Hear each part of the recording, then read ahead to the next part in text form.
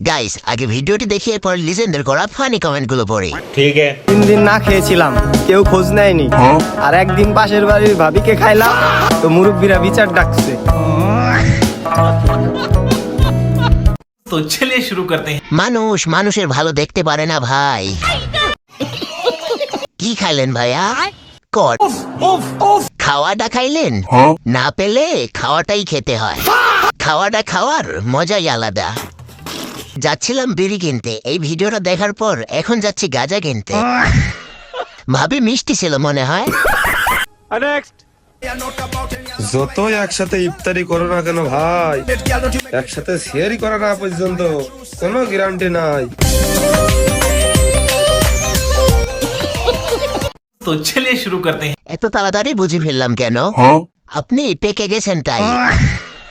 এত তাড়াতাড়ি যদি গণিত বুঝতাম তাহলে আজকে বড় কিছু হতাম। ইস মিথ্যে কথা। আমি গাধা, 10 বার শুনেই ব্যাপারটা বুঝিনি।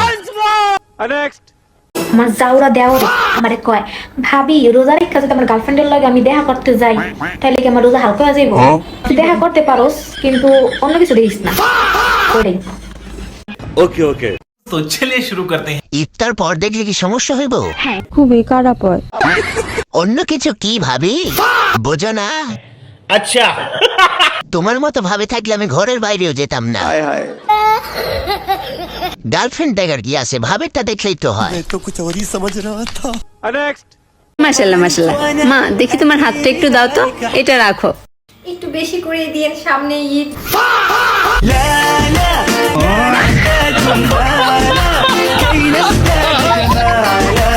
तो चलिए शुरू करते हैं। দেশের যে অবস্থা, আমার মনে হয় ঈদের আগেই রোজা শেষ হয়ে যাবে। ঠিক মতো সামনে ঈদের খরচ নাই, তাই মুখের সামনে বলা ভালো। এটা শুধু মেয়েরাই পারে।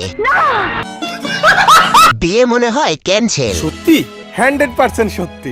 কক্সবাজার যেতে হবে, বেশি পাবেন। আমি গেলে বেশি করে দিতাম।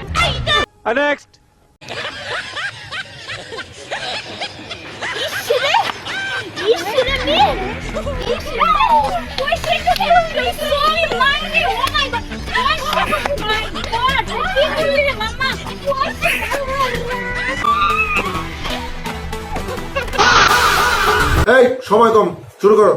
ছিলানে করে কি শয়তান মেডি। भैंचो सारे मिलके हमको पागल बना रहे हैं, मादर चौथ के बच्चे। কি দরকার ছিল জান্নাত থেকে পালিয়ে আসা? চোখের সামনে মেয়েটা পাগল হয়ে যাচ্ছে। মেয়েটাকে ধরে আমার কাছে পাঠিয়ে দাও। আমি আর আমার যাওয়ার বান্ধবী ছাড়া আর কেউ না। নিজেরা নিজেরা পিক দেখে মজা নিতেছে, কই আমরা তো দেখলাম না। अच्छा। কখনো কি পরিপূর্ণ রোজা থাকা হয়েছে? না, তকরিবান কখনো থাকা হয় নাই। রোজা ফু দিয়ে বটলের মধ্যে আটকে রাখা যায় আর পরে এটাকে সিরা পরে নিয়ে নিলে রোজাটা ফেরত চলে আসে। तो चलिए शुरू करते हैं। সারা জীবন মাদ্রাসায় পড়ে কি করলাম, অথচ এই হাদিসটাই জানি না। কেউ দে তো রোজা ফু দে। ফু ফু ফু, যা পরে এসে ছোড়া পরে নিয়ে যাব। अच्छा। এতদিন হোদাই কষ্ট করছি, বোতল থাকতে কত কষ্ট করলাম। সে পাগল নাকি আমাকে পাগল বানিয়ে দিল? এতদিন অসুস্থতার কারণে আমরা একটা রোজাও রাখতে পারিনি, কিন্তু আজকের রোজাটা আমরা দুইজনেই রাখছি। সবাই আমাদের জন্য দোয়া করবেন যেন বাকি সবগুলা রোজা রাখতে পারি।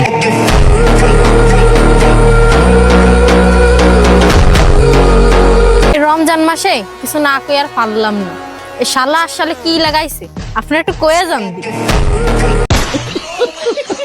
तो चलिए शुरू करते हैं। রোজার মাসে রোজা রাখি নাই মানলাম, আজকে নাকি রোজা রাখছে, তাইলে গিলে কেন? মাথা নষ্ট। অসুস্থ না হয় বুঝলাম, তাই নাচো কেমনে? এটা কি কোনো কথা?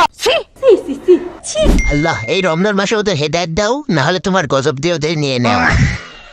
কাফের ময়রা গেলেও বংশ ঠিকই থাকে। যারা গালাগালি করতে চাচ্ছেন কিন্তু পারছেন না, শুধুমাত্র তারাই লাইক দেবেন।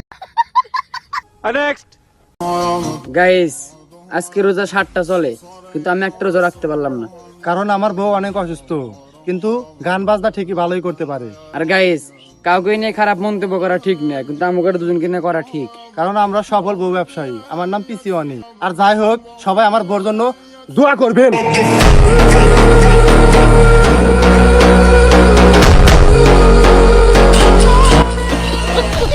तो चलिए शुरू करते हैं। কারে জানি ভরে দিল। এত সুন্দর করে বাস দেওয়ার জন্য ধন্যবাদ। ভাই সেইভাবে দিলেন, একবারে জায়গা বরাবর ডুইকা যাইব। পুরুষ মানুষ অভিনয়ের জন্য সেরা রে।